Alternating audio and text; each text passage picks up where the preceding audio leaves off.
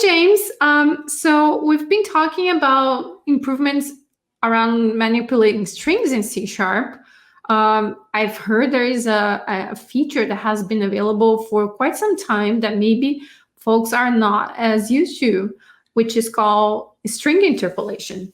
So can you share with us how that works? Yeah, absolutely. I think it's one of my most favorite features of C Sharp. It's really powerful, really awesome. And I think it's really a feature that helps C Sharp developers be more productive. So let's go ahead and share my screen here. And this is a very standard application, right? It says, hello, James and Myra. So when you run it, that's what it says. If you add a bunch of exclamation points, you get a bunch of exclamation points. But the problem here is, what if you want to say James and Scott or Scott and Myra? You have to sort of manually add this, and it doesn't really lend to flexibility. So one thing that's been available for a long time in C# is just normal string formatting. So this is string format, and then it always had this funky syntax, which was hello, bracket, embrace, 0, name. And if you wanted to do another one, you'd put 1 and then 2 and then 3, and you could run in. It would say hello, hello, hello. And I don't know, Myra, I don't really like that too much. No, we can do that better. So one of the nice things here is that at least with console write line, you don't even need to use this string format, and you can just do hello, 0, name. But again, that is not super nice, because what if you change this name or change this, and you don't want 0, 1, 2, 3, 4, 5, 6, 7, 8, 9. What you really want is put this name inside of there. Okay, that's what we want to do. And we're close to using string interpolation, but as we can see, everything is still just a string. So if I run this, it'll say hello name. So string interpolation uses this $sign, and that tells the compiler to use string interpolation. And we can see how that name changed colors there. It's because it's going to look for and combine the string together. So now it'll say hello, James and Myra. So you're embedding that variable into your string. Exactly. And I can do anything on this. So I could say to upper, for example, and I can run methods on this specific variable. And if I had another variable here and I said name 2, I could come in and I could say name 2.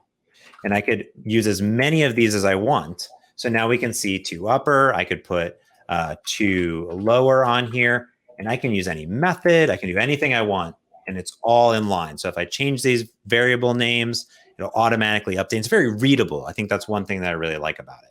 Yes, I think that's one of the main appeals of that feature. And it's also very flexible too, beyond just strings. So for example, let's say we have this other one, which is like an item, like a product. Like you go to the grocery store, you're going to buy some eggplant. It's $1.99, and there's 3 in a package. So this actually is a string. This is a double, and this is an integer.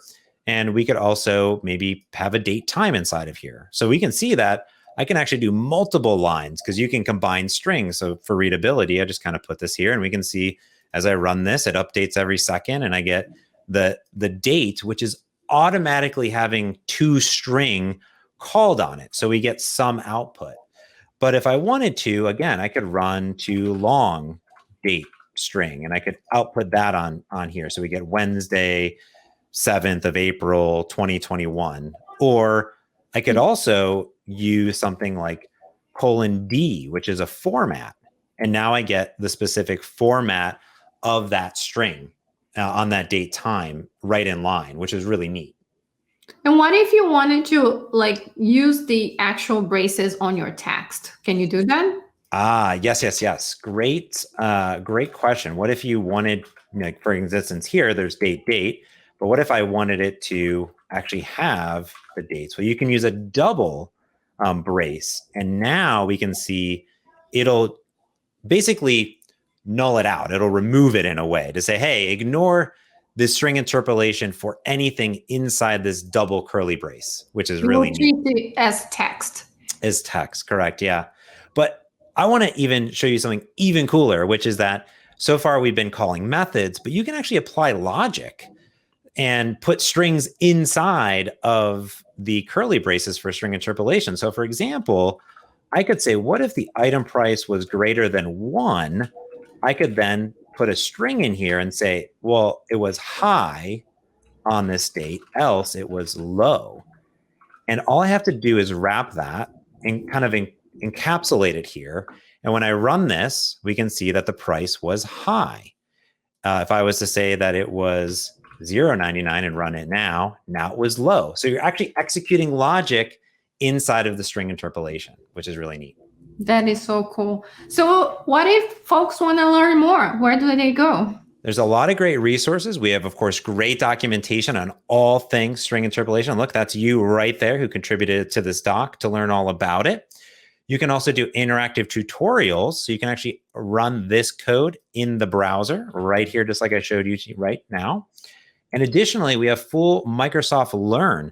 This Take Your First Steps with C# has all sorts of good things, and basic string formatting with C#, which will show you everything about string interpolation. That's awesome. Thanks, James. Absolutely. Now go off and use string interpolation and check out more C# language highlight videos. Thanks for watching.